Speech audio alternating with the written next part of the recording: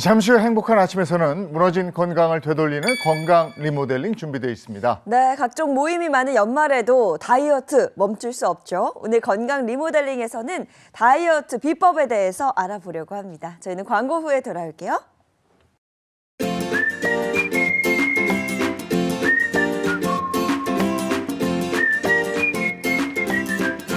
안녕하십니까. 행복한 아침 이재용입니다. 안녕하세요, 장예인입니다. 오늘은 12월 13일 금요일이고요. 다이어트 지속적으로 하시는 분들은 연말 자체가 지뢰밭이죠. 네. 예, 뭐 호빵에 또 호떡에 너무 많죠. 군고구마에 네. 군밤에 결정적으로 붕어빵까지 네. 이런 유혹을 뚫고 다이어트 계속하겠다는 분들 방법은 있습니다. 네, 있습니다. 오늘 건강 리모델링에서는요, 어떻게 하면 다이어트에 성공할 수 있을지 다이어트에 도움이 되는 비법 알아보도록 하겠습니다. 잠시 후를 기대해 주시고요. 금요일의 행복한 아침 본격적으로 시작할게요.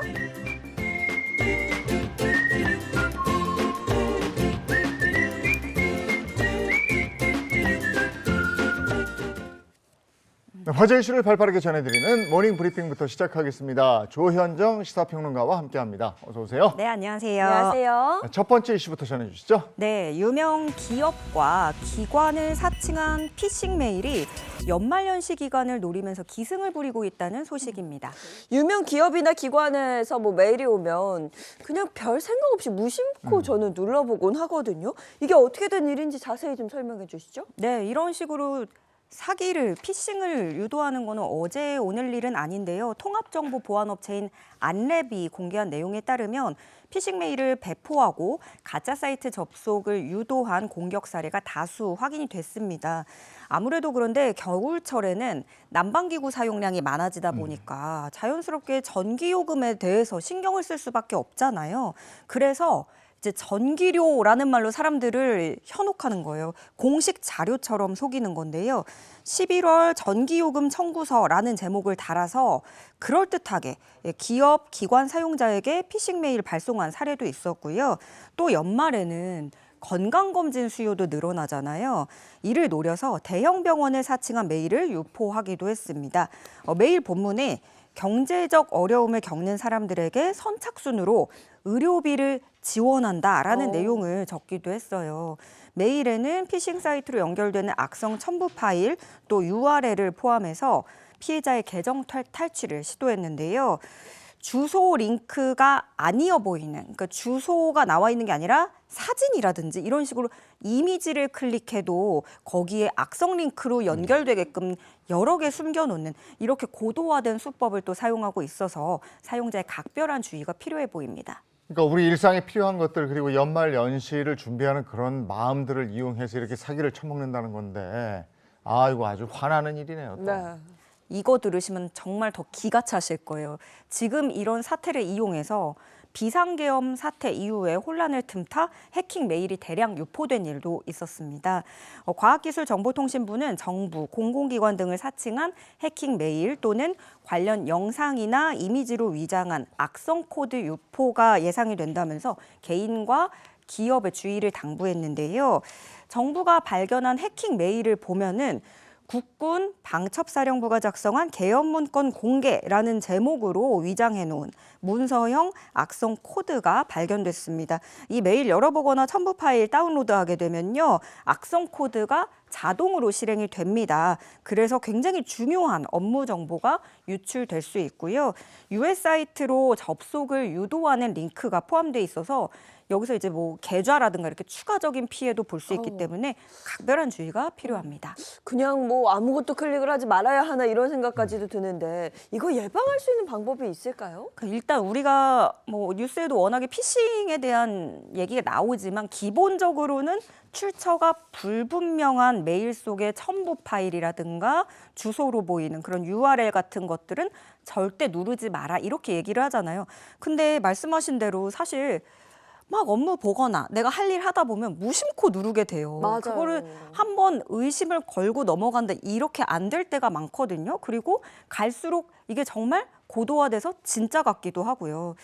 다만 이제 URL에 접속을 하게 됐다면 그 기업이나 서비스 공식 사이트 주소가 맞는지 좀 확인을 해보시면 도움이 될 것 같고요.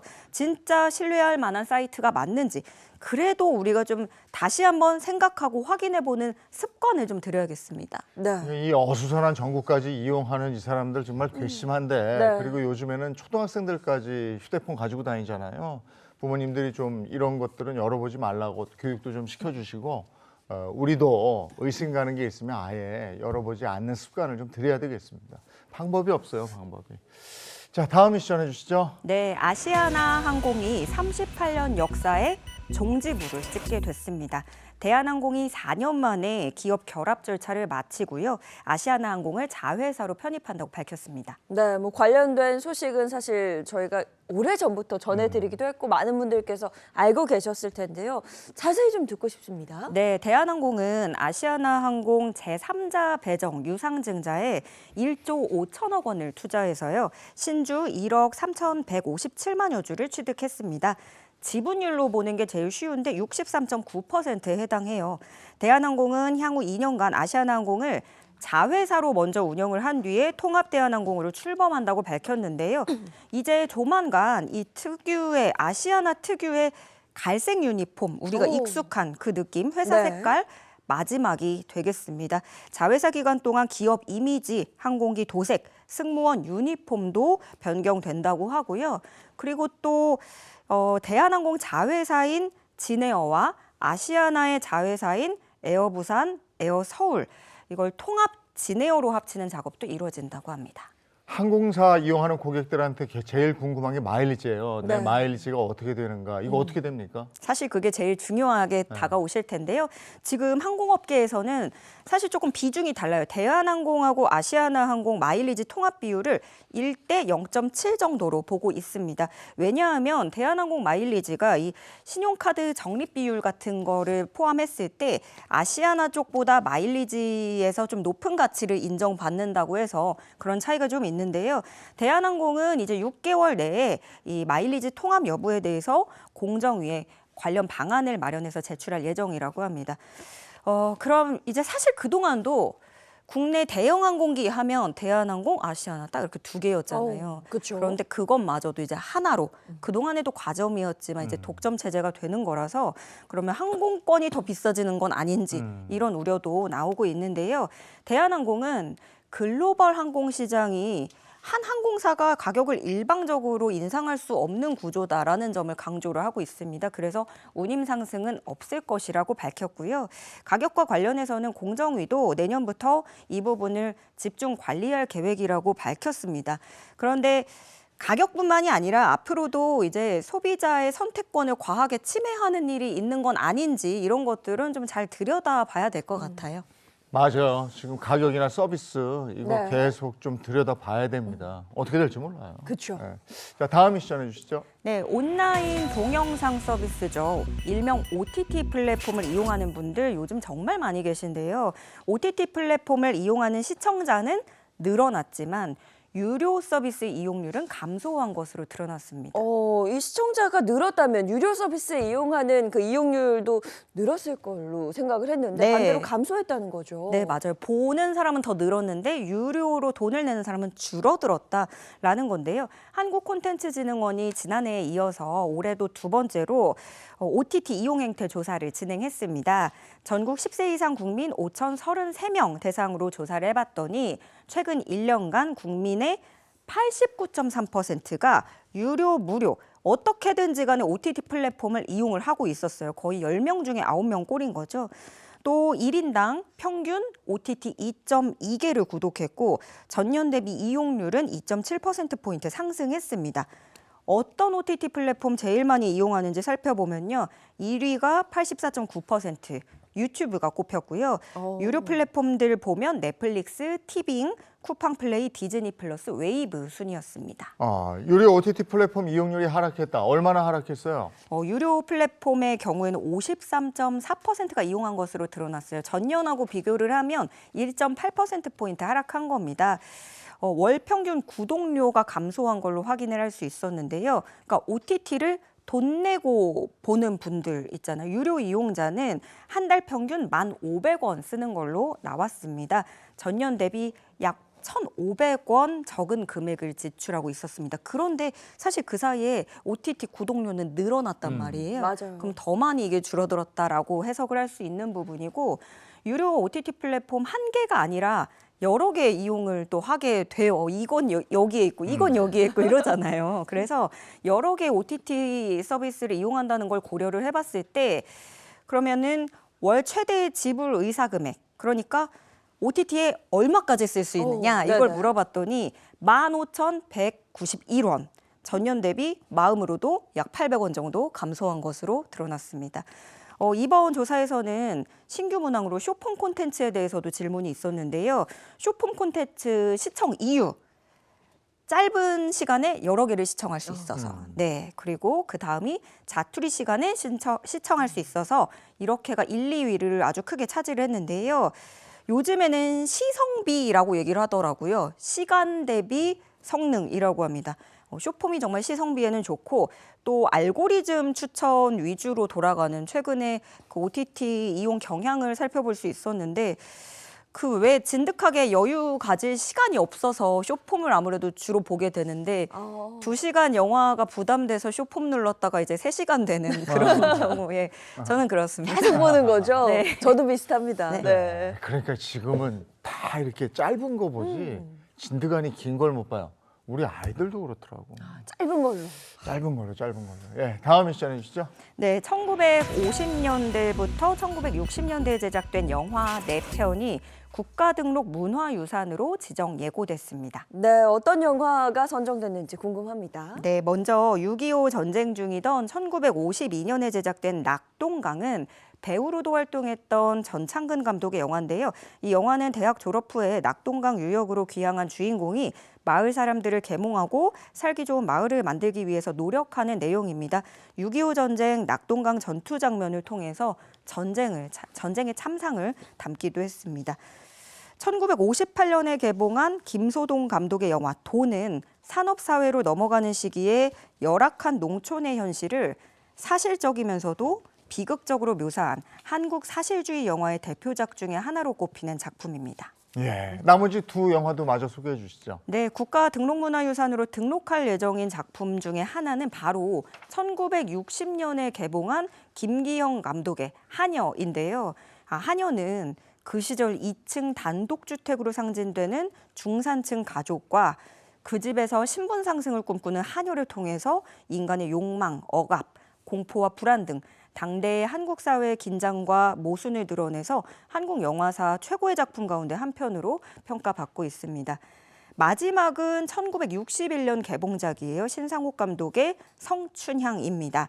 이 성춘향은 당대 최고의 흥행작이자 또 특히 이 특수 렌즈로 찍은 촬영본을 넓은 화면에 생생한 색감으로 구현한 한국 최초의 컬러 시네마스코프 영화로 잘 알려져 있습니다. 네, 국가 등록 문화유산으로 한국 영화를 등록하는 거 혹시 이번이 처음일까요? 아니요. 이번에 이미 등록돼 있는 영화들이 생각보다 꽤 많이 있더라고요. 청춘의 십자로, 미몽, 자유만세, 검사와 여선생, 마음의 고향, 피아골, 자유부인, 시집가는 날 이렇게 총 8편의 영화가 국가 등록 문화유산으로 관리되고 있습니다. 이 영화 제목들만 봐도 좀 시대의 감이 네. 느껴지죠. 예. 국가유산청은 이 4편의 영화들에 대해서 예고 기간 중에 수렴된 의견을 검토하고 근현대 문화유산 분과위원회 심의를 거쳐서 최종 등록할 예정입니다. 이런 영화도 쇼폼으로 나올 것 같은데 압축해서 보세요. 궁금해지더라고요. 저도 보고 싶어가지고. 예, 조현정 시사평론가와 함께했습니다. 고맙습니다. 네, 고맙습니다.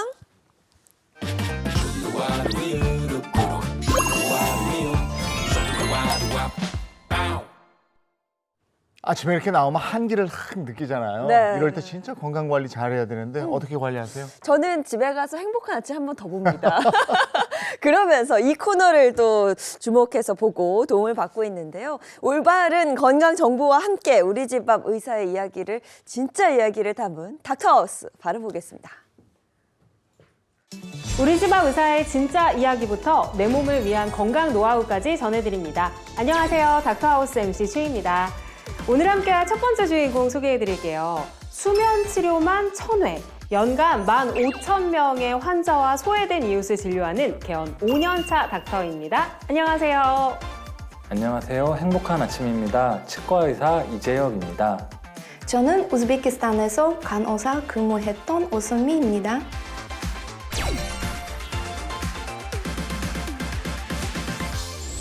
저는 우즈베키스탄에서 온 간호사분들도 처음 뵙는 것 같아요. 두 분이 같이 일하게 된 계기가 있으실까요? 제가 주로 진료하는 소외된 이웃 중에는 국내에서 일하는 외국인 분들이 많습니다. 그러다 보니 이분들을 통역하고 치료에 도움을 줄 분이 필요해서 우리 선미쌤하고 5년째 함께 일하고 있는 중입니다. 와, 아무래도 외국인 분들이 환자로 많이 오시니까 소통에 좀 어려움이 있으셨을 것 같은데 확실히 많은 도움을 주고 계실 것 같은데요? 아무래도 외국분들 오시면 그분이 원하는 말을 정확하게 전달하고 치료하는 데 도움을 줄 수 있습니다. 그 부분이 무척 뿌듯하고 앞으로도 정확한 소통에 도움을 주는 직원이 되고 싶습니다. 이재혁 닥터님의 경우 수면 치료만 무려 1000회를 시행하셨다고 하셨어요. 이렇게 치과에서 진행하는 수면 치료는 어떤 치료법인가요? 치과 수면 치료는 다른 말로는 수면 진정 치료 또는 의식화 진정 요법이라고 하는데요. 진정 약물을 우리가 투여하게 되면은 대뇌의 중추신경에 작용해서 수면을 유도하게 되는 원리입니다. 전신 마취와는 조금 다른데 이게 자발적 호흡이 가능하고요. 약물의 농도나 양을 조절해서 얕은 잠의 상태로부터 깊은 잠의 상태로까지 적절하게 환자분 상태에 따라 조절이 가능합니다.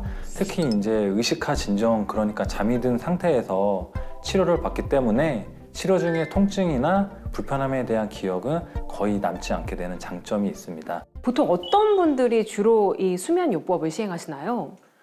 일반적으로는 이제 치과에 심한 공포증이 있을 때 또는 구토 반사나 구역 반사가 심할 때, 그리고 우리 임플란트 시술이나 사랑니 발치하게 되면 굉장히 무섭잖아요. 그런 분들이 주로 수면 치료를 선택합니다. 네, 그 약물과 관련해서는 워낙 사회적으로 이슈가 많기도 합니다. 이 치과 수면 치료에 사용하는 진정 약물은 안전한 거죠? 예, 물론 안전합니다. 치과 진정 치료에 사용되는 약물이 여러 가지 종류가 있는데 흔히 많이 아시다시피 프로포폴이라는 약은 잠을 재우는 역할을 해주고요. 또 펜탄이라는 약물 아시죠? 그거는 통증을 줄이는 역할을 합니다. 그리고 기억을 지우는 미다졸람이라는 약물이 있고 대한마취과협회나 치과마취과협회에서 제시하는 기준에 따라 환자의 나이나 키와 또 몸무게에 맞춰서 약물의 초기 용량과 주입 속도를 결정하고 치료를 진행하니까 비교적으로 또 안전한 치료법이라고 할 수 있습니다. 특히 저는 주로 국내에서 일하는 외국인 분들 포함해서 그 중에서도 이제 장애를 가지신 환자분들을 주로 진료를 합니다. 이분들 같은 경우에는 다발성 치아 우식증이 있는 경우가 많아서 이럴 때는 수면 마취를 고려하게 됩니다. 오, 다발성 치아 우식증이요? 여러 개의 치아를 한 번에 많이 치료해야 할 때가 이 경우인데요. 흔히 얘기하는 충치가 바로 치아 우식증인데요. 치아 하나만 썩는 게 아니라 여러 개가 한꺼번에 썩는 경우를 다발성 치아 우식증이라고 합니다. 특히 우리 발달장애나 지체장애, 그리고 치매, 자폐아, 뇌전증을 가진 환자분들 같은 경우는 빠르게 진단하고 치료하는 것이 중요하기 때문에 3년 정도 치료를 해오고 있습니다.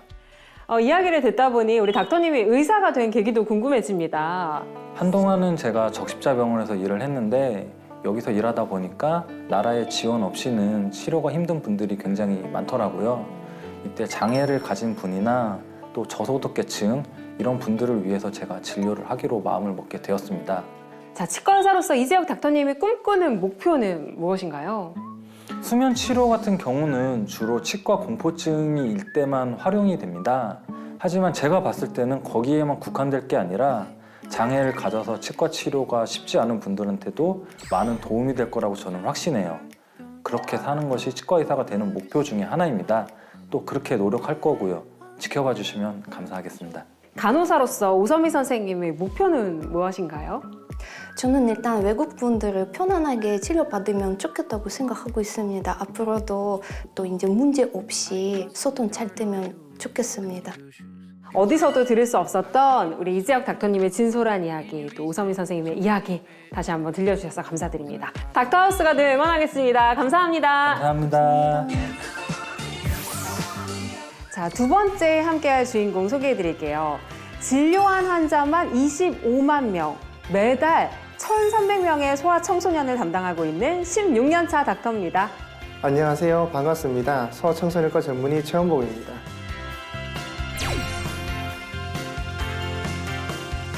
소아청소년과 우리 아이를 키우시는 분들은 잘 익숙한 곳이겠지만 주로 어떤 진료를 보는가 이제 설명 한번 부탁드립니다. 네, 소아청소년과는 모든 연령의 소아청소년의 질병을 치료하고 예방하며 건강을 증진시킴으로써 건강한 성인으로 자라날 수 있도록 돕는 과인데요. 특히 저는 소아내분비를 전공한 의사라 성조증, 저신장증의 환자들을 많이 만나는 편입니다. 성조숙증, 엄마들 사이에서 이야기를 많이 하긴 하던데 잘 모르겠거든요. 어떤 질환인가요? 네, 성조증은 여아의 경우 만 나이로 8세 이전에 유방이 발달하고 남아의 경우 만 나이로 9세 이전에 고환이 커지는 등 이자성징, 즉 사춘기 증상이 조기 나타나는 건데요. 빠르면 만 2, 3세에 나타나는 경우도 있습니다. 네. 이 외에도 성장 속도가 유난히 빠르거나 몸에 어른 특유의 냄새가 나타나는 경우에도 성조증을 의심할 수 있죠. 사실 부모 입장에서는 아이가 더디 자라는 것보다 좀 빠르게 자라는 걸 원하는 경향도 있거든요. 그럼 이런 성조숙증이 건강에 나쁜 영향을 주는 건가요? 건강에 직접적인 나쁜 영향을 주진 않지만 성장이 빠르게 시작되기 때문에 성장판이 빠르게 닫히게 돼서 성인이 되었을 때 유전적으로 자랄 수 있는 키보다 작아지는 경향을 나타내게 됩니다. 또 빠른 2차 성직으로 또래 아이들과 다른 모습에 예를 들면 여자애들 같은 경우에는 유방이 나와서 수지심이라든가 자책감 등 심리적 문제를 유발하기도 하죠. 두유를 먹으면 성조숙증이 온다. 이게 진짜인지 아니면 저희의 오해인지도 좀 궁금합니다. 많이들 오해를 하시더라고요. 실제로 콩은 유방암을 예방하는데 가장 좋은 식품이고 콩 때문에 성조증 유발된다는 근거는 없습니다. 그렇기 때문에 콩을 오히려 많이 드시는 게 애들한테 건강에 더 좋을 것 같습니다. 그렇군요. 이 성조숙증을 예방할 수도 있을까요? 그럼요. 가장 중요한 것은 관심입니다. 관심을 갖고 자녀에게 사춘기 징후가 이르게 나타나지는 않는지 살펴보시고요. 과다한 영양 섭취나 늦은 수면은 성조증뿐만 아니라 건강에도 해롭습니다. 적절한 운동은 도움이 되니까 하루에 30분씩 나가 놀게 해주시고 가장 중요한 것은 조기에 진단하고 정확한 치료를 진행하는 것이니 이 부분에도 관심을 가져주셔야 합니다. 궁금증이 어느 정도 해소됐네요. 자, 이제 최원복 닥터님에 대한 질문을 좀 드리려고 하는데 소아청소년과 소아내분비 전공을 하게 된 특별한 이유가 있으실까요? 어릴 때부터 아이들을 많이 좋아하셨어요. 이제 그렇게 좋아하는 아이들이 아픈 모습을 보니까 제 마음이 좀 많이 아프더라고요. 그래서 그러다 보니까 이제 어느새 소아청소년 의사가 되었습니다. 아무래도 또 아이들을 진료하는 과이다 보니까 당황스럽고 또 황당한 상황도 있을 것 같습니다. 기억에 남는 일이 있으신가요? 좀 황당한 일이었는데 네. 제가 이제 2년차 때 응급실 당직을 서고 있었어요. 환자 차트 정리하면서 응급실 환자 상태를 모니터링하고 있는데 의국문으로 이제 연기가 술술 올라오는 거예요. 네. 그 발전기 쪽에서 불이 났었던 것 같아요. 제 기억으로는. 그래서 이제 빨리 환자를 대피시켜야 되겠다고. 그래서 이제 병동에 그때 한 겨울이다 보니까 한 50명 정도 애기들이 입원해 있었어요. 폐렴하고 수족구하고. 원래 제가 그렇게 용기 있는 행동 잘 안 하는데 아무래도 애들이다 보니까 그렇게 용기를 낼 수 있었던 것 같아요. 와, 우리 환자들을 다 먼저 내보내고 그 위기 상황에서도 대단하십니다. 막상 근데 또 아이들을 너무 좋아하시니까 아픈 아이들을 보면 마음도 참 아프실 것 같아요. 맞아요. 그 초등학교 3학년 남자애가 젊은 남자분하고 같이 왔었어요. 체중이 너무 많이 나가서 검사해보니 그 어린 나이에 어른들이 걸리는 제2형 당뇨병이었던 거예요. 네. 같이 온 남자분은 친권자가 아니라 아이가 다니는 태권도 학원의 사모님이었는데 애가 부모님이 없이 거동이 많이 불편한 할머니와 사는 아이라 하더라고요. 너무 마음이 안 좋아서 경고혈당 강화제 처방해주고 체중 감량할 수 있도록 올 때마다 아이와 할머니 모두 30분 뒤에 상담하고 있는데 이후에 제가 개원하면서 진료가 끊어졌는데 아직까지 못내 제 마음에 걸리고 걱정되는 아이예요.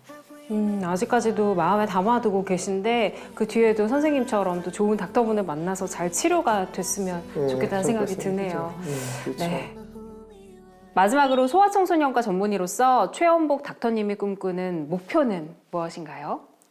늘 생각을 해요. 초심을 잃지 말고 열심히 그리고 스스로에게 부끄럽지 않은 실력이 있는 의사가 되자는 게 제 진료 철학입니다. 그래서 이제 저로 인해 더 많은 아이들이 건강하게 잘 자랐으면 좋겠어요. 어디서도 들을 수 없었던 최원복 닥터님의 진솔한 이야기 감사합니다. 닥터하우스가 늘 응원하겠습니다. 네, 감사합니다. 저희는 다음 시간에 다시 찾아오겠습니다. 지금까지 닥터하우스 MC 최희였습니다.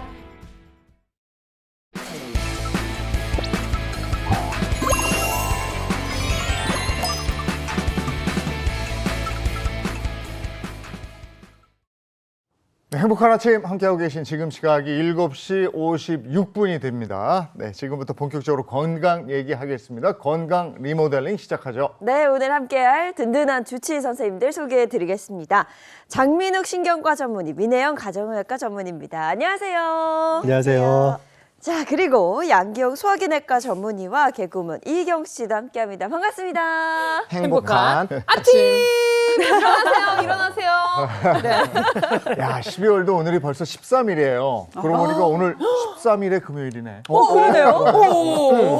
근데 이제 얼마 남지 않아서 나 이건 했어야 되는데 이건 했어야 되는데 하는 것도 있으실 거예요. 네. 올해가 가기 전에 뭘 하고 싶습니까? 저요? 예. 저는요, 올 초에 분명히 이제 다이어트 계획을 세웠거든요. 분명히 세웠거든요. 근데 도대체 나한테 무슨 일이 벌어진 건지 잘 모르겠는데 이제 연말에 다시 한번 좀 마음을 다잡고 다이어트 계획을 좀 세워서 좀 연초에는 지금보다 좀 더 예쁘게 새해를 맞이하고 싶다라는 네. 소망이 있습니다. 네, 근데 희경 씨만 그런 생각을 한 건 아니었더라고요. 한 커뮤니티에서 2024년이 가기 전에 꼭 해야 할 일들 이 주제로 설문조사를 진행했는데요. 응답자의 39.5%가 운동, 건강관리, 다이어트를 선택을 했고요. 이 답변이 1위를 차지했다고 합니다. 1위가 건강인 건 정말 당연한 거죠. 건강 잃으면 다 잃는다는 얘기. 이건 맞아요. 확실한 거거든요. 네. 그래서 오늘 얘기 나눌 건강 네. 얘기는 뭐예요? 이제 다이어트에 관한 얘기 나눌 텐데 먼저 제가 뇌사진 좀 준비해 봤는데 네. 한번 보실까요? 이 뇌사진은 도파민을 측정할 수 있는 페트 영상 사진입니다. 가장 왼쪽에 정상인의 뇌고 가운데가 이제 마약과 관련된 이제 약물 중독이 된 뇌입니다. 근데 제일 오른쪽에 이 뇌는 어떤 뇌일까요? 저것도 똑같은데. 이것도 약물 지금 중독인가? 보니까 약물 중독 뇌하고 너무 비슷해요. 그러니까 이것도 뭔가에 엄청 중독이 된 상태인 것 같은데 네. 저 정도 되려면 알코올 중독이라든지 뭐 담배, 니코틴 중독 뭐 요 정도는 돼야 그렇군요. 될 것 같아요. 비슷한 것 같은데 그 중독하면 또 떠오르는 게 저는 뭐 카페인 중독이나 아. 게임 중독에 빠진 게임 중독. 뭐 이런 게 있겠다. 아닐까 싶어요. 어쨌든 약물 중독하고 저거는 별 차이가 없었어요. 네. 뭐에 중독된 거예요? 자, 가장 오른쪽에 있는 뇌는 탄수화물에 중독된 뇌입니다. 바로 정제 탄수화물에 중독된 뇌. 어머, 저게 야. 저렇게 저 똑같단 정도야. 말이에요? 네, 그러니까 아까 말씀하셨던 이제 알코올 중독이나 네. 게임 중독도 사실 펫 영상을 찍으면 도파민 펫을 찍으면 비슷하게 나오기도 합니다. 그런데 정제 탄수화물에 네. 중독된 뇌라고 하셨잖아요. 네, 네. 정제 탄수화물이 정확히 뭐예요? 우리가 탄수화물 섭취할 때 뭐 쌀을 생각해 보면은 쌀 겉부분에 이제 현미라고 되어 있는 부분에 되게 좋은 성분들이 많다고 하잖아요. 네. 이제 그런 걸 다 깎아낸 거죠. 그러니까 그 속에 정말 핵심이 되는 성분들이 식이섬유예요. 그 다음에 각종 이제 미네랄이나 비타민들이 그쪽에 몰려 있는데 이런 것들을 싹 다 제거해 버리고 정말 순수하게 포도당에 해당되는 탄수화물 성분만 남긴 것을 정제 탄수화물이라고 합니다. 뭐 쉽게 얘기하면은 백색 설탕 같은 것들이 여기에 해당이 되겠죠. 자, 이렇게 정제되어 있는 설탕 또 단맛만 느껴지는 이런 음식들에 너무 중독되다 보면 이제 이것이 곧 탄수화물 중독, 방금 전에 오른쪽에 보셨던 그런 뇌처럼 변하게 되는데 어머나. 자, 이렇게 과도하게 탄수화물을 섭취하면서 우리 뇌에 이와 같이 많은 영향을 미친다고 알려져 있습니다. 근데 저는 방금 그 뇌사진 보고 정말 놀란 게 네. 이 자극의 정도가 탄수화물 중독이나 그 약물 중독 뭐 비슷한 비슷하다는 거잖아요. 지금 네. 사진으로 보기에는 이게 굉장히 놀랐습니다. 맞습니다. 방금 이 사진은 이제 미국 국립보건원에서 탄수화물 중독 또 비만하지 않아야 된다는 캠페인을 하면서 이제 국민들에게 배포한 그런 영상 자료인데요. 우리 몸에서는 탄수화물이 굉장히 흡수 속도가 빠릅니다.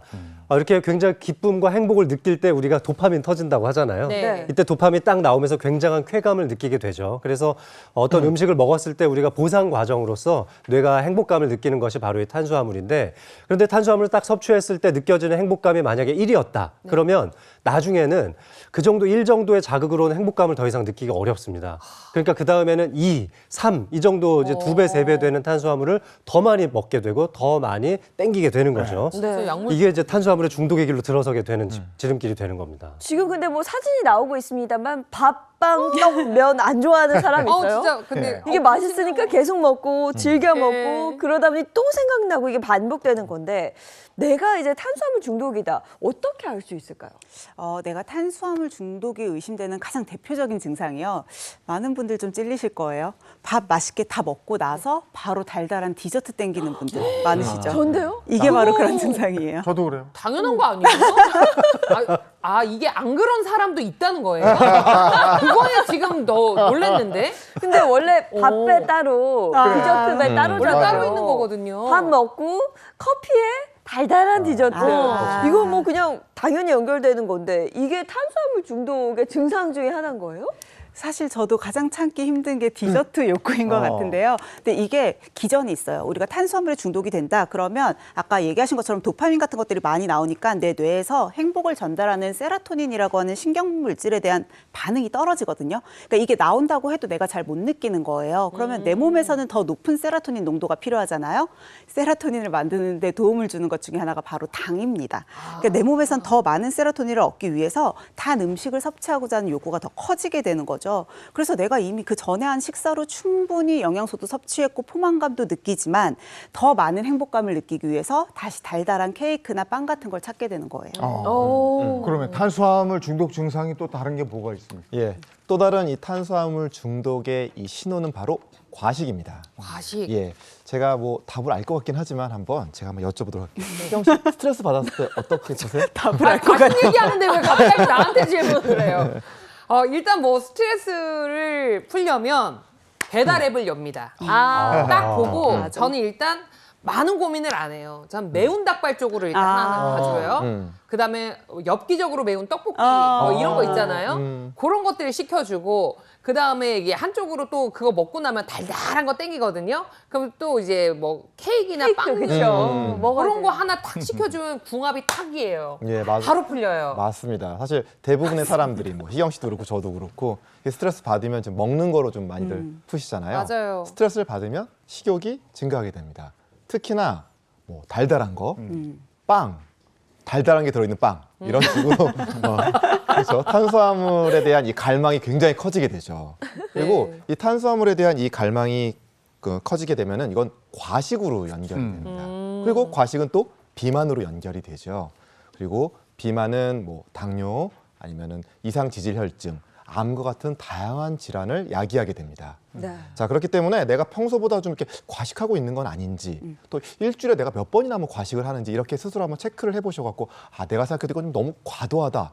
이럴 때는 필히 자기가 식사량을 좀 조절을 하셔야지 이 탄수화물 중독에서 좀 빠져나올 수 있겠습니다. 네. 근데 자꾸 탄수화물 중독하니까 저는 좀 무섭게 느껴져서, 그럼 그 중독의 끈을 끊어내야 되잖아요. 네. 탄수화물을 끊어낼까요? 괜찮을까요? 물론 탄수화물 너무 과도하게 섭취하는 것도 안 좋지만 아예 끊으면 그것도 정말 큰 문제를 야기할 수 있습니다. 탄수화물은 우리 몸에서 굉장히 중요한 에너지원으로 사용되는데, 탄수화물이 몸에 들어오면 여러 가지 소화 효소들에 의해서 잘게 쪼개지게 되고 흡수가 되면서 포도당의 형태로 우리 몸에 에너지를 공급하거든요. 자, 그런데 이 포도당을 아주 중요하게 쓰는 이 우리 몸의 기관이 중요한 것이 이제 뇌와 적혈구가 여기에 해당됩니다. 이 두 가지 기관은 모두 다 탄수화물, 그러니까 포도당만을 에너지원으로 사용하게 되는데 특히나 뇌는 이 탄수화물이 없으면 그 기능을 하기가 굉장히 어려워서 탄수화물을 끊었다 그러면 정말 뇌에는 큰 데미지가 발생할 수 있죠. 아예 끊어버리면 어떤 일이 발생할 것 같으세요? 일단 말씀하신 것처럼 뇌에 가장 큰 무리가 갈 것 같긴 한데 왜냐면 전 지금 탄수화물을 아예 끊는다라는 생각만 했는데도 두통이 밀려와요. 지금 왠지 두통이 꼭 생길 것만 같아요. 예. 어때요? 역시 정말 잘 맞추셨습니다. 파이팅. 그래요? 예, 자, 우리의 뇌는 그렇죠. 아까 방금 얘기 들으신 것처럼 우리 뇌는 이 탄수화물을 최우선으로 사실 그것만을 이 포도당을 이 영양분으로 사용하기 때문에 탄수화물 아예 섭취하지 않는다. 그러면 뇌는 굉장히 어려움이 겪겠죠. 그래서 뭐 두통이라든지 어지러움증 이런 것들을 야기할 수 있고요. 그 다음에 또 이렇게 집중력도 좀 떨어지게 되겠죠. 자, 그렇기 때문에 양질의 탄수화물을 섭취하시는 게 굉장히 중요한데요. 자, 한국인의 일일 탄수화물 섭취량은 뭐 물론 이제 개인마다 뭐 체중도 좀 다르고 또 활동량이 다 다르기 때문에 조금씩은 차이가 있지만 일반적인 기준으로 봤을 때 일일 탄수화물 최소 섭취량은 100g 정도고요. 100g. 예. 그다음에 권장량은 130g 정도 됩니다. 자, 그렇기 때문에 탄수화물을 드시는 게 정말 중요한데 적정량을 먹었다고 해서 모두 다 그냥 안심하기는 이릅니다. 자, 이 식단의 비율도 굉장히 중요한데요. 자, 탄수화물은 55에서 65%, 그다음에 단백질은 15에서 20%, 그리고 지방은 한 30% 정도의 비율로 아주 균형 잡힌 식단을 드시는 것이 굉장히 중요하겠습니다. 탄수화물을 너무 많이 먹어도 문제지만 너무 안 먹어도 문제다 이러셨는데 지금 양질의 탄수화물을 얘기했어요. 네. 양질의 탄수화물이 뭡니까 그러면? 네, 우리 탄수화물 중에서도요, 흡수나 소화가 굉장히 느린 탄수화물이 있어요. 이러면 혈당을 천천히 올리게 되고 포만감을 오래 유지하겠죠. 우리가 이른바 착한 탄수화물이라고 하는데요. 식품 중에서 봤을 때는 현미밥이 가장 대표적이고요. 통밀빵이나 견과류, 토마토, 버섯, 콩 등이 착한 탄수화물에 속합니다. 반면에 앞서서 설명드렸던 것과 같은 정제 탄수화물은 나쁜 탄수화물이라고 볼 수가 있겠죠. 혈당을 급격하게 올려서 빨리 허기지게 만들고 또 탄수화물 중독에 빠지게 만드는 나쁜 탄수화물에는 흰 쌀밥, 밀가루빵, 떡, 라면, 과자, 음료 같은 것들이 해당이 돼요. 우리 뱃살의 주범이 이런 나쁜 탄수화물이라는 것 꼭 기억하시고요. 웬만하면 식습관을 착한 탄수화물 위주로 좀 바꾸시면 좋을 것 같아요. 일단 그것들을 다 제가 좋아하는 것들이지만 이 나쁜 탄수화물은 이제 우리 그 중독되는 거 안 좋다고 하셨으니까 오늘부터라도 조금씩 줄여나가는 거 생활을 해야 될 것 같아요. 네. 자, 지금까지 이렇게 이제 탄수화물 중독에 대해서 알아봤는데 그럼 내가 얼마나 탄수화물 중독에 잘 빠져들 수 있는 사람인지 테스트를 한번 해볼 수 있으면 좋겠죠. 그런 테스트가 있어요? 네, 미국의 유전학자인 샤론 모알렘 박사가 크래커 테스트라는 거를 이제 추천을 해줬는데요. 내 몸에서 탄수화물 분해 능력이 어느 정도 수치인지 이거 알아볼 수 있습니다. 이게 단맛이 거의 느껴지지 않는 크래커를 하나 준비해 보시면 좋을 것 같은데 오늘 크래커 먹어요? 판매하고 있잖아요. 시청자분들도 한번 이런 크래커를 준비하셔서 물과 함께 한번 테스트를 해보시면 좋을 것 같습니다. 네. 자, 이 크래커를 입에 넣고 씹으시다가요. 네. 단맛이 느껴지면 손을 딱 들어주세요. 그럼 제가 단맛이 느껴질 때까지 얼마나 시간이 걸렸는지 이 초시계를 통해서 한번 재보도록 하겠습니다. 네. 그럼 앞에 준비되어 있는 크래커 한번 시작해 볼까요? 저는 이런 테스트는 매주 했으면 좋겠어요. 해요 지금? 네, 한번 네, 먹어볼게요, 좋습니다. 자, 저도. 준비 시작. 맛있다. 크래커를 네, 씹으시면서 입속에서 단맛이 느껴진다 하는 순간이 찾아오면 손을 들어서 알려주십시오. 단맛이요? 네. 난 지금은 짠맛이 나는데? 네네. 아직 안 느껴지고요. 고소하고 그냥 담백한데? 네, 단맛이 느껴져야 돼요. 네, 침을 이용해서 이게 이제 녹으면서 단맛이 느껴지면 손을 들어주십시오. 단맛이 난다고? 네, 더 먹어봐야겠다. 안 느껴지실 거예요. 짠 맛이요. 은은한 단맛. 희경 씨 안 느껴지세요? 이정 아나운서님 안 느껴지시나요? 이거 원래 단맛이 네. 없어야 되는 거 아니에요? 자, 여기까지 마치도록 하겠습니다. 지금 끝까지 단맛을 못 느끼셨는데요. 네. 자, 일단 장혜인 아나운서는 단맛을 10초가 됐을 때, 한 9초 5 정도 됐을 때 단맛이 느껴진다고 손을 네. 들으셨어요. 어머. 자, 이때 0초에서 14초 사이에 단맛이 느껴진다면 탄수화물 굉장히 잘 분해할 수 있는 타입입니다. 완전한 탄수화물 타입으로 분류를 하는데요. 네. 자, 이런 분들은 탄수화물 분해 능력이 굉장히 뛰어나고 혈당도 빠르게 오르기 때문에 탄수화물 섭취를 좀 적게 할 가능성도 많고 또 그만큼 소화 흡수도 빠르고 탄수화물을 비슷한 양을 먹어도 조금 덜 살찌게 되죠. 나는 왜 짭짤한 맛만 나? 억울해. 아니 나는 제가 크래커 먹는 거에 너무 집중한다고 손 든 네. 것도 못 봤어요. 당연히 아무도 안 들었을 줄 알았는데. 나는 네. 노런 데는 딸기잼 발라서 먹어. 그렇지. 그게 진리죠. 사실 그럼 맛있긴 네. 해요. 아니, 근데 두 분은 지금 40초가 넘으셨어요. 그럼 어떻게 되는 거예요? 아니, 우리 어떻게 되는 건가요, 탄수화물 선생님? 중독인가 우리 봐. 많이 안 좋은 건가요? 좀 이따 알려드립니다. 네. 안 좋은 거예요? 14초 이상부터는? 일단 중간 타입부터 좀 설명을 드릴게요. 14초 이상, 그러니까 15초에서 한 25초 정도 걸린다고 하면 중간 탄수화물 타입이거든요. 사실 이분들은 굉장히 효율적입니다. 탄수화물, 단백질, 지방을 모두 다 에너지원으로 쓸 수 있는 효율적인 타입이신데 이런 분들도 식습관에서 탄수화물의 비중이 올라간다면 당연히 살이 찔 수밖에 없겠죠. 예. 자, 마지막으로 이렇게 단맛을 느끼기까지 30초가 넘게 걸리신 거에 해당이었다. 저 그러더라고요. 지금 나요. 아, 예. 몇 분 지났죠? 이제 한 3분 정도 된 것 같습니다. 자, 지금 난다. 이런 분들은 탄수화물이 잘 맞지 않는 제한된 탄수화물 타입에 해당합니다.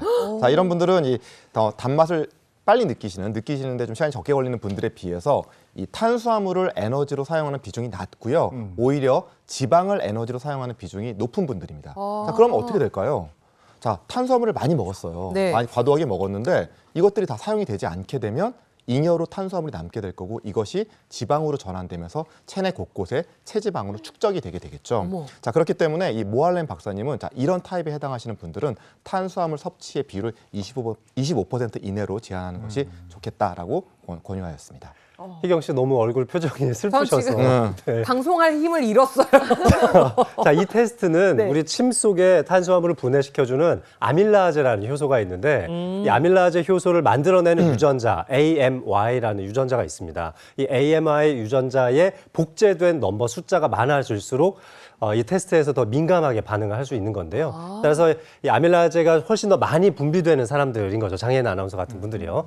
이런 분들은 조금 더 탄수화물 섭취를 조금 더 편하게 하셔도 사실 상관은 없습니다만 부럽다. 하지만 이렇게 이제 체질을 어느 정도 가늠해 볼 수 있지만 완전히 정확한 테스트는 아니니까 본인이 평상시에 식생활 습관 잘 판단하셔서 네, 섭취하시면 좋을 것 같습니다. 아니, 저도 탄수화물 좋아하는데 지금 이 간단한 테스트로 탄수화물 소화 능력이 조금 떨어진다는 판단을 받았으니까 네. 좀 주의를 해야 되겠다 싶고 그동안 탄수화물 많이 먹으면 좀 더부룩한 게 이것 때문인가 싶은 생각도 들고요. 네. 그럼 탄수화물 중독에서 벗어나려면 어떡합니까? 일단 간식을 좀 잘 활용을 해보시면 좋을 것 같아요. 아무래도 기존에 좀 달달한 간식들을 많이 드셨다라고 하면 식후에 그래도 뭔가 입이 심심한 느낌이 들 때 아예 끊을 수는 없잖아요. 그러니까 뭐 스트링 치즈라든지 아니면 무가당 두유같이 정제된 탄수화물의 비율이 낮은 디저트를 좀 이용해 주시면 좋을 것 같고요. 난 단 거 절대 못 끊어 하시는 분들은 양을 좀 서서히 줄여나가는 것도 방법이 되겠죠. 예를 들어서 내가 그전에는 도넛을 2개 정도는 먹었어야 돼요. 그러면 이번에는 도넛을 1개 반으로 줄이고 내일은 또 1개로 줄이고 이런 식으로 서서히 줄여 나가시고요. 도저히 단맛을 참을 수 없다면 몸에 흡수되지 않는 대체당을 이용하시는 것도 좋습니다. 자, 이게 다가 아니죠. 이게 네. 진짜 배고픔과 가짜 배고픔이라는 게 있어서 맞아요. 이거를 좀 나눠서 알 수 있는 판별하는 게 굉장히 중요할 것 같은데요. 예, 또 이 진짜 배고픔과 이 가짜 배고픔을 판별할 때 정말 중요한데요. 이것을 판별하는 게 바로 물입니다. 물? 내가 이제 배고픔을 느꼈어요. 그럴 때는 한번 물을 한 컵 드셔보시고 한번 기다려보세요. 그래서 20분이 지났는데도 여전히 배가 고프다. 이건 진짜 배고픔인 겁니다. 예, 사실은 이 가짜 배고픔이 생기는 이유 중에 하나가 또 이 탈수이기 때문에요. 물을 좀 자주 드신다고 하면은 이런 탄수화물 음식에 대한 폭식하시는 거를 좀 막을 수 있겠습니다. 네, 그리고 이제 뱃살의 주범이 탄수화물이다라고 계속 말씀하셨으니까 이미 이 뱃살이 걷잡을 수 없이 네. 생겼다. 네. 너무 슬픈 말인데 그런 경우에는 사실 운동만큼 좋은 게 또 없잖아요. 제가 좀 복부 라인을 잡을 수 있는 운동 방법을 좀 설명을 드리려고 하는데요. 혼자 하면 재미없으니까 희경 씨 저 좀 도와주시겠어요? 저 오늘 그럴 줄 알고 체육복 입고 왔어요. 상큼하게. 체육복. 네. 오늘 머리도 그렇고요. 그럼요. 저 병아리만 어려도 땡 같아요. 예뻐질 거예요. 이렇게 가정에서도 쉽게 하실 수 있어요. 의자만 네. 있으면 되거든요. 자, 의자에 앉아주시는데 의자 편해요. 약간 끝쪽으로 이렇게 편하게 끝까지 앉으시면 안 됩니다. 살짝 엉덩이 앞으로 빼서 네, 꼿꼿하게 앉아주세요. 네. 이렇게 의자에 앉았을 때 주의하실 점이 뭐냐면요. 자세예요. 이렇게 앉아 계시면 힘이 하나도 안 들어가죠. 배에 힘을 딱 주고 꼿꼿하게 서주시면 어때요? 지금 이 자세 유지하시면? 이 자세를 유지하는 것만으로도 지금 힘이 딱 들어가요. 그렇죠. 등받이 없이 이렇게 나의 코어 힘으로 등을 딱 세워주시고요. 첫 번째 동작은 좀 가볍게 시작해 볼게요. 자, 양팔을 깍지를 껴서 머리 네. 뒤로 이렇게 돌려주세요. 이때 양쪽으로 좌우로 한 번씩 돌아가면서 스트레칭을 할 건데요. 중요한 건 엉덩이가 떨어지면 안 돼요. 그래서 골반 끝이 의자에 딱 붙어 있을 수 있도록 힘을 주신 상태에서 네. 자, 오른쪽으로 먼저 가볼까요? 오른쪽으로 쭉 스트레칭. 자, 옆에 옆구리가 쭉 늘어나는 게 느껴지실 때까지 쭉 해주시면 돼요. 반대로 좌로. 너무 빨리 하실 필요는 없지만 충분히 스트레칭 이렇게 근육이 와, 늘어나는 걸 느껴지면서 좌우로 한번 20번 정도 반복해 주시면 좋을 것 같아요. 근데 선생님 꽤 많이 이거를 늘어나죠. 엉덩이를 안 떼야 된다고 생각을 하니까 많이 안 가는데요? 많이 가는 게 중요한 게 아니에요. 당겨야 돼요. 이렇게 엉덩이 떼면 충분히 시원해, 뒤까지 시원해. 가는데요. 이러면 근육이 하나도 안 당기거든요. 그래서 엉덩이를 붙인 상태에서 이렇게 해서 우리가 이제 옆구리 라인도 좀 하고 몸을 풀었다고 하면 본격적으로 한번 들어가 볼게요. 네. 다음에는 똑같이 자세 꼿꼿이 해준 상태에서 손 양쪽으로 이렇게 골반에 걸쳐 주시고요. 네. 발을 하나씩 들 거예요. 무릎을 한쪽씩 번갈아 가면서 들 건데 자, 이때 다리 힘으로 드는 게 아니라요. 복부에 힘을 줘서 살짝 끌어올려 주세요. 복부. 네, 그리고 바로 툭 내려놓지 말고 발끝으로 땅만 터치. 다시 올려주세요. 제 다리 왜 이렇게 무거운 올려주세요. 거예요? 자, 무겁죠? 내 다리 너무 무거워. 무게만 이용해서 복부 근력 운동을 하는 거예요. 한 5번 정도 해주시고 나면 반대쪽도 똑같이. 그래서 양쪽 다리 함께 하면 중심 잡기 힘들고 너무 힘이 많이 드니까 한쪽 다리씩 이렇게 번갈아 가면서 5회씩 해주시면 좋겠고요. 네. 마지막 최고 강도로 한번 올라가 볼게요. 이번에는 양쪽 무릎 피세요. 양쪽을 한 번에 아니에요. 한쪽씩이에요. 무릎을 딱 핀 상태에서 네. 올릴 건데요. 이때 발끝을 내 몸을 향하게 해주세요. 그러면 이거 어렵다. 굉장히 뒤에 다리가 당겨요. 근데 이때도 다리를 들어 올리는 힘은 배입니다. 다리 힘이 아니에요. 그래서 위로 올려주시는데 몸이 덜덜덜 떨릴 만큼 배의 힘을 딱딱딱 와. 쓰시면 좋아요. 근데 이것도 많이 올리실 필요 없어요. 생각보다 힘들거든요. 그래서 약간 내린 상태에서 어느 정도까지만 올려주셔도 되고요. 나는 가동 범위가 좀 좋은데 그러면 위쪽까지 올려주시면 자꾸 돼요. 소리가 나요. 병아리 소리가 계속 나는데요. 이렇게 3가지 동작 집에서 시간 날 때마다 한 번씩 해주시면 훨씬 더 매끈하고 탄력 있는 복부 라인 얻으실 수 있습니다. 네, 저 벌써 들어간 것 같아요, 제가. 잘 배워봤습니다. 와. 저게 쉬워 보여도 어렵더라고요. 맞아요. 힘을 준다는 게. TV 보면서 좀 하시면 좋을 것 같아요. 네. 자, 지금부터 탄수화물 중독으로 인해서 이 체중이 확 늘었다가 성공적인 건강 리모델링 한 분이 있어서 만나볼 건데요. 그 전에 문진표부터 한번 보겠습니다. 네, 오늘의 주인공 문진표부터 한번 살펴보도록 하겠습니다. 이름 강민서, 나이는 56세이시고요. 빵과 분식 등의 밀가루 음식 좋아하셨고 탄수화물 중독이셨다고 합니다. 일을 하면서 식사 시간이 불규칙해졌고 한 번 먹을 때 폭식하는 일이 잦았다고 합니다. 수면 시간은 평균 5시간 정도 됐고요. 운동은 거의 안 하셨고 가족력으로는 심장 질환과 당뇨병 있으셨습니다. 당뇨 전 단계를 진단을 받았고요. 콜레스테롤도 높은 편이시라고 합니다. 저는 오늘 탄수화물 얘기를 자주 하다 보니까 탄수화물 중독이 눈에 많이 띄고요. 식사 시간이 불규칙하다는 게 저희 프리랜서의 삶을 사는 사람들은 대부분 다 공감하실 텐데 불규칙하면 무조건 거의 폭식으로 이어지더라고요. 근데 이것도 어떻게 변하셨을지 좀 궁금하기도 하고요. 네, 맞습니다. 자, 탄수화물 이 과다 섭취는 당뇨병을 조절하는 것을 저해하는 굉장히 주요한 원인 중에 하나죠. 오늘 만나볼 이 주인공 보셔도요. 가족력에 보면은 이제 당뇨병도 있으시고요. 그다음에 또 탄수화물 음식 많이 드시다 보니까 당뇨 전 단계를 이제 진단을 받으셨어요. 당뇨 전 단계라는 거는 이제 혈당은 높지만 아직은 당뇨병까지는 가지 않은 이제 그런 상태거든요. 자, 그렇지만 아직은 안심하긴 이르죠. 이 당뇨 전 단계라고 하면은 정상 수치인 분들에 비해서 이 당뇨병을 결국은 이완될 확률이 3배에서 5배가량 높거든요. 예. 당뇨병 하면 너무 무섭잖아요. 진짜 네. 우리 온몸 정말 곳곳 빠지는 곳 없이 전부 다 이 영향을 굉장히 심각한 영향을 미치고요. 또 합병증 너무너무 무서운 심각한 합병증과 이렇게 연관이 되어 있기 때문에 정말 당뇨 전 단계다 이렇게 되어 있으면 이것이 당뇨병으로 가지 않도록 정말 철저한 정말 철저한 이 건강 관리를 하는 것이 정말 중요하겠습니다. 네, 문지표를 보니까 과거에는 굉장히 안 좋은 생활 습관을 가지고 있었어요. 식습관도 마찬가지고. 네. 근데 어떻게 건강 리모델링을 해서 성공했는지. 자, 화면 보시죠. 서울에 있는 한 탁구장.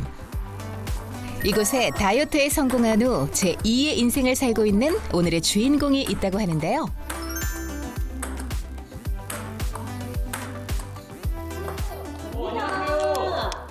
혹시 다이어트 네. 비법을 알려주시는 분이에요?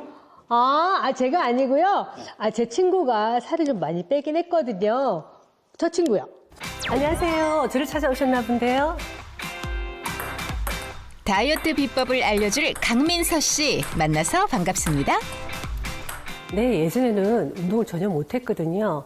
그래서 6kg에서 8kg 정도 체중이 좀 많이 나갔었는데 지금은 다이어트를 해서 50kg 중반대에 그 체중을 유지하고 있습니다.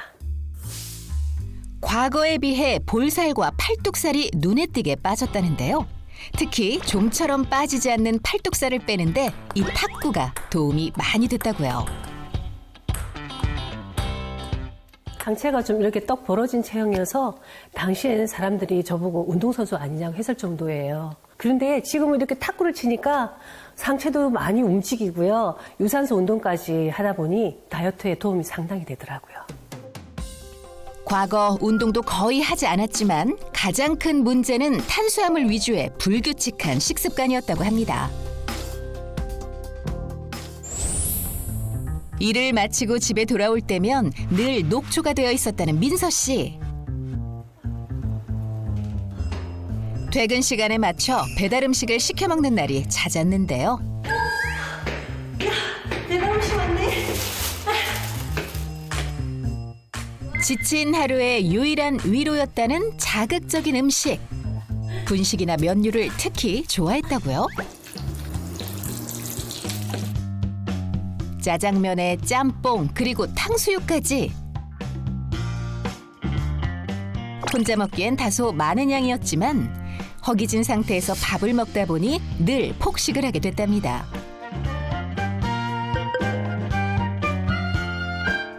중식을 먹을 때면 세트를 시켜놓고 골고루 먹으며 하루의 스트레스를 풀곤 했다고요. 밥 먹어야지. 라면, 짬뽕 등을 먹을 땐 꼭 밥 한 그릇을 말아 먹어야 허기짐이 가시는 것 같았다는데요. 때문에 염분 섭취가 많아 몸이 붓는 날도 많았답니다. 탄수화물 위주로 많이 먹었어요. 원래 짜장면, 짬뽕이 반반이 우리 짬짜면이잖아요. 그래서 저는 배가 고프니까 짬뽕 한 그릇, 짜장면 한 그릇 다 먹게 되었어요. 그게 저한테는 짬짜면이었거든요. 게다가 총일 굶으면 허기가 지니까 꼭 폭식을 하게 되더라고요. 탄수화물 중독 상태였던 민서 씨. 그녀가 가장 좋아했던 음식은 뭐니 해도 빵. 특히 크림, 팥 등 앙금이 들어있는 열량 높은 빵을 좋아했다고 하는데요. 와, 크림빵이랑 단팥빵을 들고 이제 번갈아 가면서 와. 맛을 보고 계신데 이게 행복해 보이기도 하면서 건강 괜찮을까? 저는 보는데 좀 걱정이 됩니다. 야, 근데 저 TV 보실 때에도 빵쟁반 안 놓으시는 거 봐, 지금. 저 액상과당 잔뜩 포함되어 있는 주스까지 저렇게 드시거든요. 저 당을 너무 높이는데. 그렇죠. 보통 저렇게 많이 드시면 누우시죠? 저 바로 탄수화물이 뱃살로 가는 지름길입니다. 안 되는데요. 탄수화물을 너무 많이 먹으니까 당장 콜레스테롤이 높아지더라고요. 혈당이 높아져서 당뇨 전 단계가 갔었고요. 그래서인지 늘 속도 더부룩하고 몸도 무겁고 이렇게 두면 더 건강이 망가지겠다 싶더라고요. 무너진 식습관부터 고치기로 마음먹었다는 민서 씨. 면이나 빵 섭취를 줄인 대신 아침마다 챙겨 먹고 있는 것이 있다는데요. 이 채소들로 뭘 하시려고요? 제가 다이어트를 시작하면서 탄수화물을 줄였어요. 그 대신에 아침에는 식이섬유가 많은 과일, 야채를 갈아 마시기 시작했어요. 양배추, 오이, 사과, 바나나 등 식이섬유가 풍부한 채소와 신선한 과일을 함께 갈아서 만든 과채 주스가 그녀의 첫 번째 다이어트 비법. 친구야, 주스 마시자. 운동 후 수분 보충에도 좋다는데요. 너도 마셔봐. 맛도 있고 포만감이 있어 너무 좋아. 탄수화물을 줄이고 식이섬유 섭취를 늘리는 식습관으로 바꾼 뒤 폭식하는 습관도 사라졌다고요. 매일 이렇게 마시는 거야? 아침에 이렇게 마시면 속도 든든하고 포만감도 있어 너무 좋아. 어쩐지 얼굴이 예전보다 훨씬 갸름해졌어. 이게 비법이었구나? 다이어트 비법 하나 더 있어. 민서 씨가 다이어트를 위해 챙겨 먹는 것이 하나 더 있다는데요. 이게 뭔데? 우리가 17일이야. 다이어트에 도움이 되는 유산균이라고 해서 지금 먹고 있어. 너도 한번 먹어봐.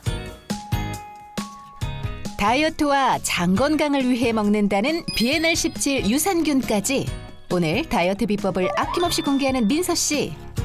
마지막 비법이 하나 더 있다죠? 나도 빵순이거든. 그래서인지 팔, 옆구리 이런데 살이 어찌나 찌는지. 거기가 살이 잘 안 빠지는 데인 거 알지? 요즘 내가 하는 운동 알려줄게. 친구야, 우리 발 운동 한번 해볼까? 응. 근육 한번 빵빵히 올려보자. 가르쳐줘.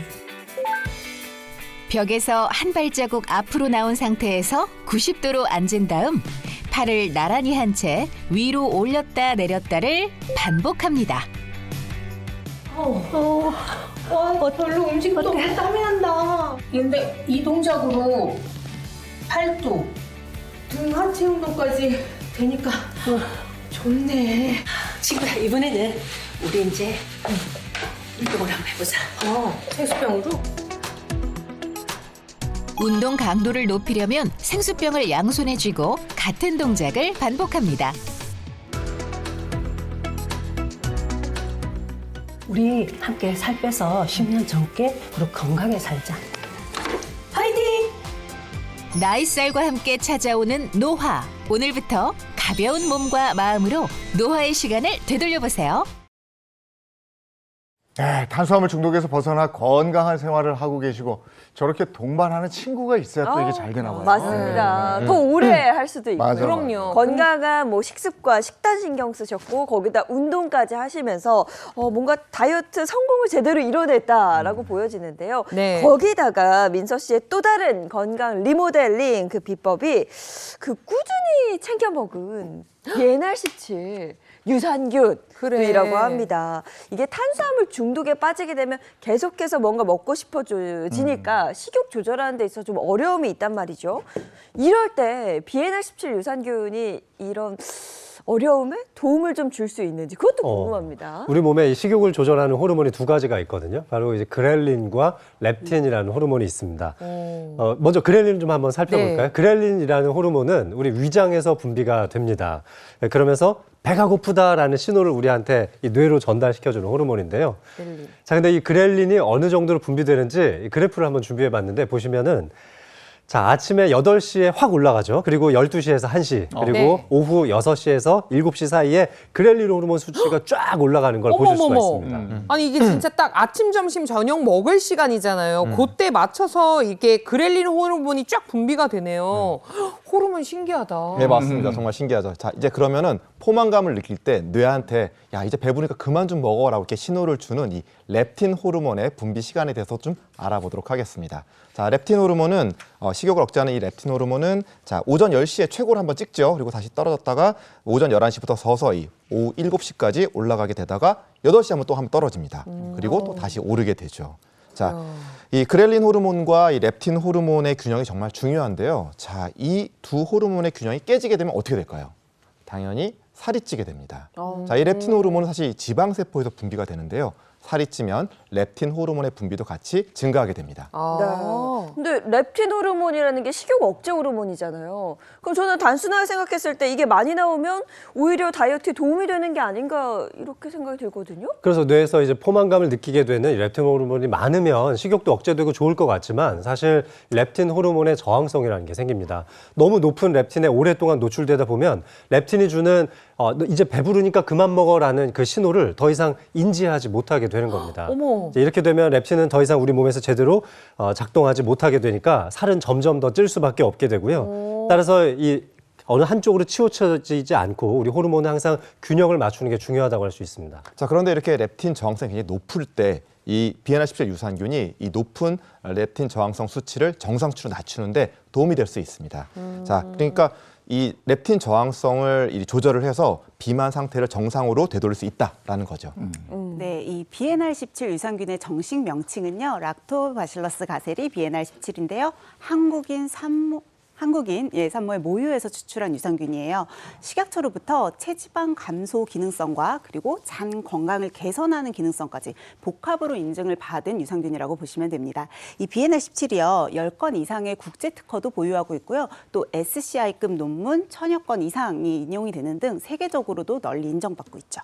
복부 비만을 부추기는 게 탄수화물 중독이라고 그러셨는데 그러면 이 BNR17 유산균이 우리가 섭취한 탄수화물에도 어떤 영향을 미치게 됩니까? 네, BNR17 유산균이 탄수화물로부터 인해서 살이 찌게 되는 것을 어느 정도 예방해주는 효과가 있는데요. 바로 이런 것들을 좀 이해를 돕기 위해서 제가 영상을 하나 준비해봤습니다. 자, 영상에서 보시는 것처럼 이 빨간색 자석을 단당류라고 가정해보고요. 네. 파란색 자석은 다당류라고 가정을, 이 다당류를 만들어주는 BNR17 유산균이라고 가정을 해보겠습니다.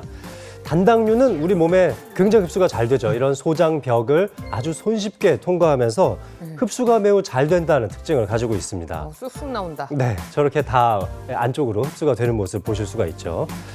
자, 이렇게 소화 흡수가 잘 되는 단당류는 혈당도 빠르게 오르고 또 살도 찌게 만드는데, 자, 그런데 여기에 BNR17 유산균이 들어감으로써 다당류의 형태로 바꾸게 되는데, 이렇게 몸집이 큰 다당류의 형태는 소장벽에 통과가 잘 안 되니까 우리 몸에 흡수가 잘 안 되는 모습을 보실 수가 있습니다.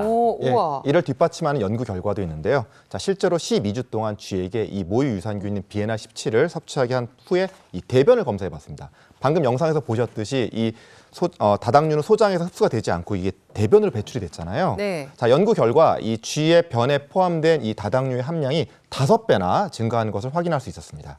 즉, 이 BNR17 유산균 섭취가 탄수화물을 몸 밖으로 배출하는데 도움이 된 것이죠. 근데 탄수화물이 이렇게 몸 밖으로 배출이 되면 혈당에도 어느 정도 영향을 미치는 거 아닌가요? 맞아요. 그래서 관련된 동물 실험 결과를 좀 안내를 해드릴게요. 쥐를 대상으로 일부러 당뇨를 유발한 후에 10주 동안 모유 유산균을 투여를 하고 어떤 변화가 있는지 살펴봤습니다. 그 결과 체내에 포도당을 옮기는 수용체 발현이 증가가 됐고요. 그렇게 되면 인슐린 저항성 자체가 많이 개선이 되고 또 인슐린의 농도까지 감소하는 것도 확인할 수 있었다고 합니다.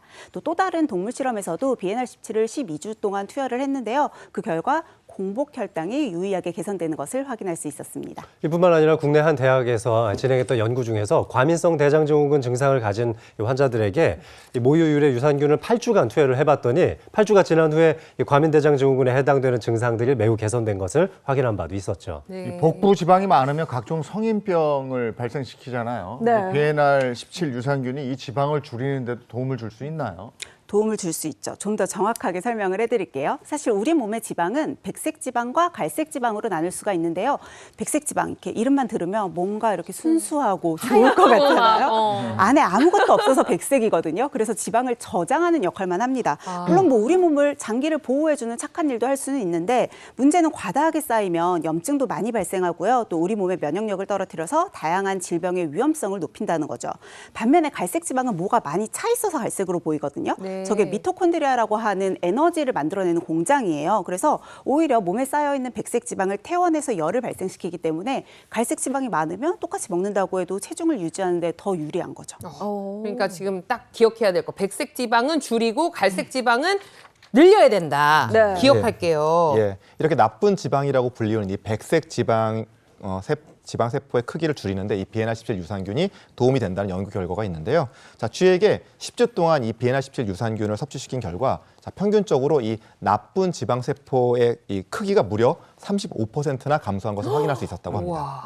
네, 또 BNR17 유산균이 지방산화와 관련된 유전자 발현에 도움이 된다 이런 연구가 있었는데 이 지방산화 그러면 지방을 태운다는 의미잖아요. 네. 그러니까 우리 몸에 있는 지방 조직들을 조금씩 산화시켜서 없애버릴 수 있다는 뜻이기도 하는데요. 실제로 10주 동안 비엔알17 유산균을 쥐에게 섭취를 시켜봤더니 지방산화와 관련된 유전자의 발현 비율이 높아진 걸 실제로 확인한 바가 있었습니다. 근데 또 다이어트 하시는 분들 중에 복부 비만 고민하시는 분들도 많으실 텐데요. 네. 이 비엔알17 유산균이 우리 몸에 특히 이 뱃살에는 어떤 영향을 미칠까요? 예, 복부 비만 듣기만 해도 마음이 너무 아픈데요. 복부에 지방이 과도하게 쌓여 있는 그런 상태를 말을 하죠. 네. 그러니까 한국인의 허리 둘레를 이제 기준으로 봤을 때 남자는 90cm 그리고 여자는 85cm 이상이면은 이제 복부 비만에 해당하게 됩니다. 자, 복부 비만은 자, 뭐 느낌이 딱 오시겠죠. 이 고혈압, 당뇨, 고지혈증, 그리고 심뇌혈관 질환 이런 것들이 발생할 위험이 높아지기 때문에 이 허리 둘레를 줄이는 것이 굉장히 중요한데요.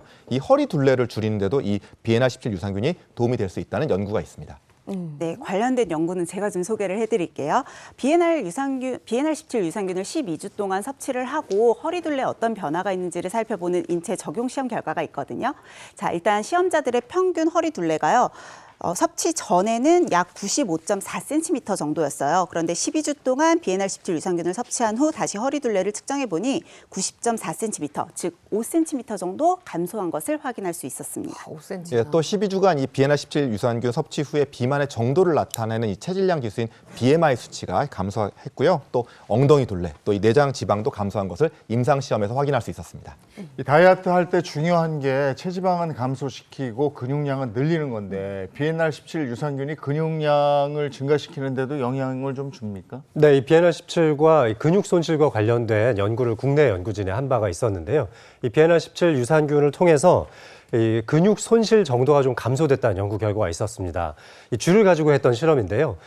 쥐에게 이제 근육 손실을 좀 유도를 시켜놓고 비엔알17 유산균을 먹였더니 앞다리 근육의 완력이 좀 증가를 했고요. 그리고 또 뒷다리에서는 장단지라든지 대퇴사두근의 근질량 자체가 좀 늘어나는 결과도 있었습니다.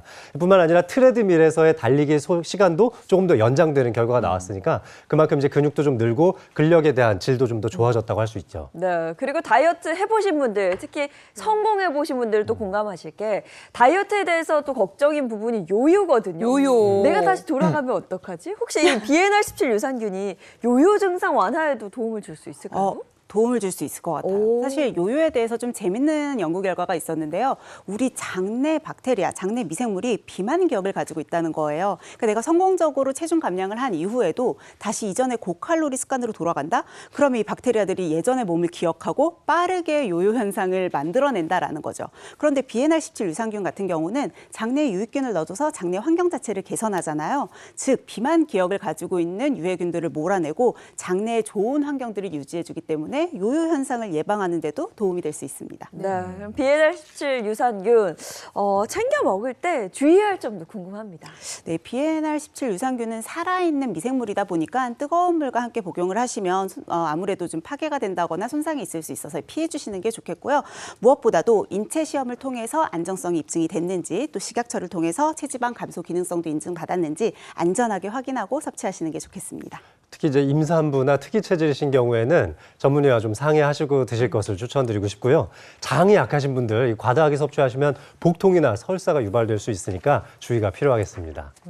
연말에 다이어트 열심히 하겠다 이렇게 결심하시는 분들이 있는데 참 힘들잖아요. 네. 맞아요. 연말에 술자리에서 술 안주로 먹어도 다이어트에 지장이 없는 안주가 뭐가 있을까? 이 부분은 이제 장민옥 선생님이 한번. 대표로. 네, 어제 저녁에 이렇게 산책하다 보니까 해물찜을 맵지 않게 해주는 데가 있더라고요. 네. 요즘 이제 뼈도 없이 먹을 수 있는 해물찜 이런 것들이 그래도 좀 고단백 식품을 섭취하고 또 거기에 콩나물 엄청 많잖아요. 그 식이섬유 같이 하시고 마지막에 절대로 밥 볶아 드시지 마시고. 그것 때문에 가는 건데요? 나 지금 그 얘기하러 가는 건데. 양재호 선생님은 노하우 없을까요? 저는 정말 술 드실 때 정말 물을 너무 안 드시는 거예요. 맞아요. 계속 이 수분을 계속 섭취를 해주셔야지 지금까지 드셨던 음식들 또 이렇게 알코올 분해에도 도움이 될 수 있을 것 같습니다. 알겠습니다. 물 안주. 완벽했다 우리. 예, 오늘 여기까지 하겠습니다. 고맙습니다. 네, 고맙습니다. 네, 이어서 오늘 날씨 알아보도록 하겠습니다. 마지연 기상캐스터 나와주세요. 네, 상암동에 나와 있습니다. 오늘도 서울 아침 기온 영하 0.1도로 영하권에서 출발합니다. 요즘 주변에 감기 걸리는 분들 정말 많은데요. 오늘도 추위 대비 잘 하셔야겠습니다. 네, 찬 공기가 남하하면서 낮 기온도 낮아집니다. 오늘 서울은 한낮에 4도, 대전은 5도가 예상되고요. 찬바람의 체감 온도는 이보다 더 낮겠습니다. 오늘은 주로 서쪽에 눈비 예보가 나와 있습니다. 일부 지역에는 다소 많은 눈이 예보됐는데요. 충남과 전북에 최대 7cm, 제주 산간에도 많게는 10cm가 오겠습니다. 충남과 전북에는 강하고 무거운 눈이 예상됩니다. 빙판길과 도로 살얼음 각별히 유의하셔야겠고요. 당분간 서쪽을 중심으로 눈비가 오락가락하겠습니다. 이번 주말에는 기온이 더 떨어지겠습니다. 서울의 아침 기온 영하 4도, 체감 온도는 영하 8도 가까이 내려가겠고요. 일부 중부 내륙은 체감 온도가 영하 10도까지 떨어지겠습니다. 네, 주말 동안 외출하신다면 옷차림 정말 따뜻하게 하셔야겠습니다. 그리고 다음 주에는 날이 더 추워질 텐데요. 서울의 아침 기온 영하 5도, 낮 기온도 무려 1도에 그치겠습니다. 지금까지 날씨였습니다. 오늘도 날이 추운데다가 눈 예보가 있어요. 네, 맞습니다. 일부 지역을 중심으로는 꽤 많은 양의 또 무거운 눈이라고 그렇다고. 해요. 기상 정보 잘 확인하시고 외출하시는 게 좋겠습니다. 좋은 하루 보내시고요. 저희는 다음 주 월요일 아침 7시 30분에 돌아올게요. 행복한 아침, 행복한 하루 보내시기 바랍니다. 고맙습니다. 고맙습니다. Say the next channel A.